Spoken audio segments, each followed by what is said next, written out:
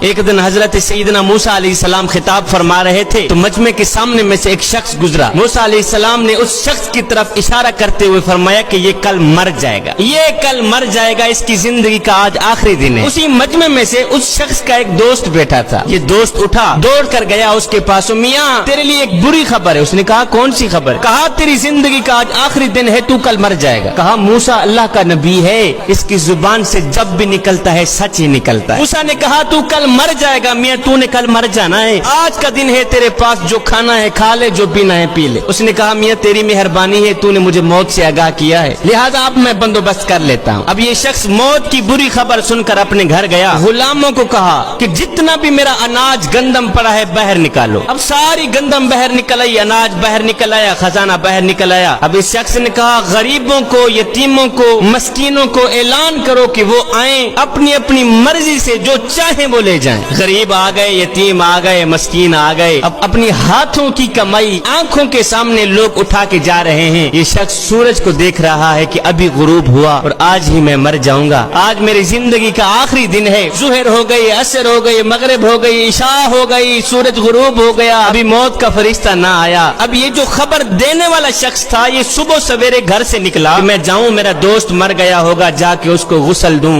اس کا جنازہ پڑھاؤں، اس کی تدفین کروں۔ وہ گھر سے باہر نکلا، آیا اس مرنے والے دوست کے گھر دستک دی۔ یہ مرنے والا دوست خود اٹھا، اس نے دروازہ کھولا تو وہ دیکھ کے حیران رہ گیا، او میاں تو نے تو کل مر جانا تھا۔ کہا جی میں تو زندہ ہوں، دیکھ لو تیرے سامنے نہیں۔ اس نے کہا پھر آج چلتے ہیں موسیٰ علیہ السلام کے پاس۔ یہ دونوں شخص موسیٰ علیہ السلام کے پاس گئے۔ اس نے کہا حضرت آپ ہی نے تو کل کہا تھا کہ یہ کل مر جائے گا، ابھی تک یہ مرا تو نہیں ہے، ابھی تک تو یہ زندہ ہے۔ موسیٰ علیہ السلام نے دونوں ہاتھ اٹھائے، عرض کیو میرے کریم رب تو نے ہی تو مجھے کہا تھا کہ یہ شخص کل مر جائے گا، ابھی تک یہ مرا نہیں ہے۔ غیب سے آواز آئی موسیٰ یہ کل مرنے ہی والا تھا، لیکن جب اس نے اعلان کیا کہ میرا سارا خزانہ باہر نکالو، اناج گندم باہر نکالو، یتیموں کو بلاؤ، مسکینوں کو بلاؤ، اللہ کے نام پر سب کچھ قربان کر دو، تو اے موسیٰ ایک یتیم بچہ آیا، اس نے اس کے گھر سے تھوڑی سی گندم اٹھائی، گٹڑی بنا کے سر پہ رکھ کے جا رہا تھا، جاتے جاتے اس کے منہ سے بے ساختہ جملہ نکل گیا، یا اللہ اس کی عمر لمبی کر دے، یا اللہ اس کی عمر لمبی کر دے۔